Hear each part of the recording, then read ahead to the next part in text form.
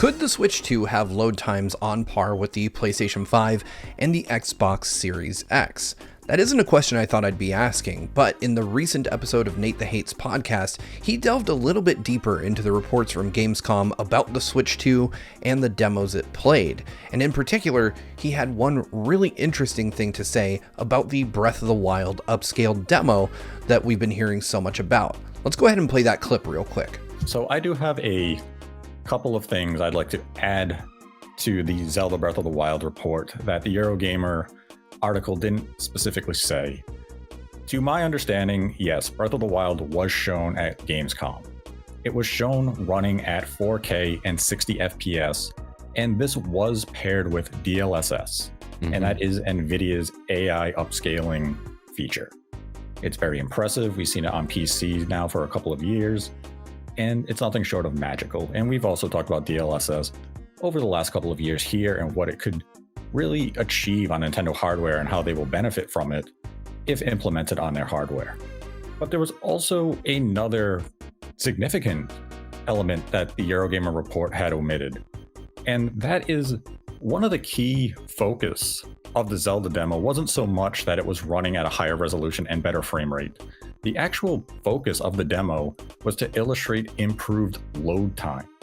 So when they were showing Breath of the Wild on the Switch successor, or I should make it clear, a Switch successor in terms of target specs, what was shown here was a smooth transition from menu, fade, right to the game. Load times had been erased.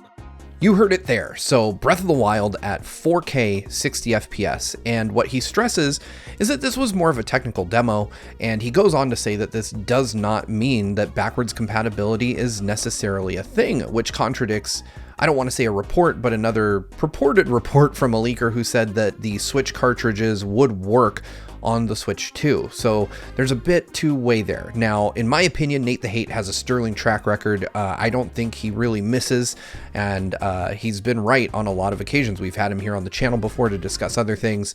But what's really interesting to me is that he mentions that there's essentially zero load time in this Breath of the Wild demo, and that aside from the 4K 60 FPS, which is mind-blowing to think about, that the demo was more geared towards showing us that the Switch 2 has significantly faster load times. And if this sounds familiar, it's basically the same tactic that Sony took with the PS5 and with Spider-Man. One of the early tech demos for the PS5, which video was eventually released for, showed Spider-Man running on PS5 with zero load times. So, taking the train cutscenes out, making fast travel instantaneous, that kind of thing.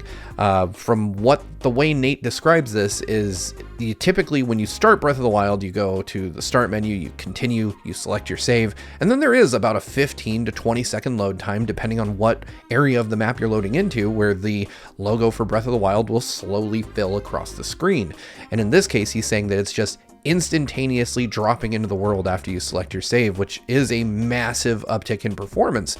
And that leads me to many, many questions about what is under the hood in the Switch 2, because if you're unaware, what enabled that ability within the PlayStation 5 and the Xbox Series X is NVMe SSD storage. Now, NVMe is an extremely fast type of solid state drive, and not only is it extremely fast, it is very expensive. It is not something that I would expect to see in a portable console either, because if you've ever installed an NVMe SSD in a PC or in a console like the PS5, you have to also include a rather large heatsink with it, something that is quite thick, and I doubt that a portable device would have room for. Reports currently seem to indicate that the Switch 2 will continue to be a portable device, or rather the Switch successor. So if Nintendo is sticking with a similar form factor to the original Switch, your options for storage are going to be either that you have included enough room to install an SSD with a heatsink, or you've leaned on some other technology, something else that isn't being used. And that kind of leads back to NVIDIA, because I don't think we're going to get a Steam Deck sized Switch successor. I also don't think Nintendo is going to ask people to open their console and to then, insert an SSD into it the same way Sony has with the PS5.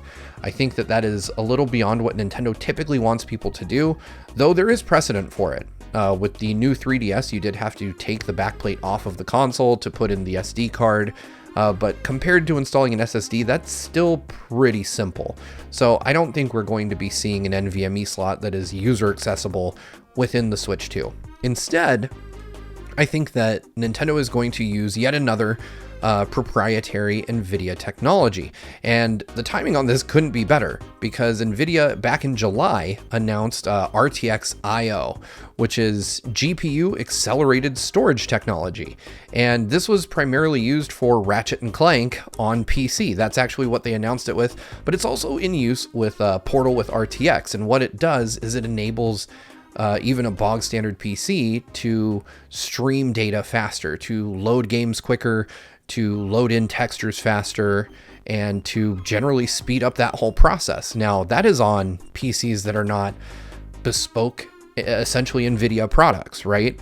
For the Switch 2, obviously NVIDIA has a much lower level access, meaning that they can access the hardware at a much deeper level than they would likely get on a PC that's running Windows, as NVIDIA is partnered with Microsoft for certain things, but they don't develop the operating system alongside NVIDIA, and they certainly don't design every end user's PC and configuration alongside the manufacturers of those. Instead, NVIDIA provides drivers, which are kind of a one-size-fits-all solution for various PC configurations, and games run or don't run based on the build quality. Whereas with the Switch, you have, or with any console, you have a known quantity in the configuration, and I'm sure that NVIDIA and Nintendo have worked very closely together to design the successor to the Switch, which means that they could have really optimized RTX IO to give much faster load times than what we see on PC even, with different storage technology. And that storage technology is going to be really interesting to find out more about in the coming months. But that's basically the crux of it. We're hearing that the Switch 2 has crazy fast load times. That is not all that Nate discusses in his podcast, but I'm not going to give a whole rundown of everything because I encourage you to go listen to the podcast. It's Nate and MVG, and they have a brilliant discussion about potential Switch reveal or release date. They talk about load times. They talk about the Matrix demo and what they think that means. It's a great breakdown of all the stuff, along with some new information, not all of which I've shared with you here. So I recommend you go check that out on Nate's channel, which is linked down in the description below.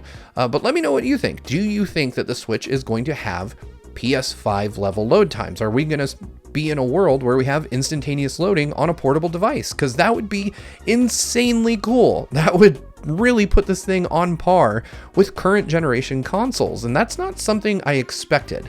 Even in the most optimistic scenario, I did not expect us to get those hyper fast load times. So this would be a huge get for Nintendo. It would be a great user experience for those of us that are playing games on the Switch, and hopefully backwards compatibility is a thing and we can enjoy better load times on the games we already own. So again, let me know what you think. I'm excited about this, as you can tell, and sound off in the comments. Are we getting those load times? Are we not? Is Switch 2 going to basically compete with the PS5 and Series X? It sounds like it could be possible. The possibilities are endless. I'm super excited, but that's it for now. Chat with me down in the comments, and I will see you guys next time. Bye, everyone.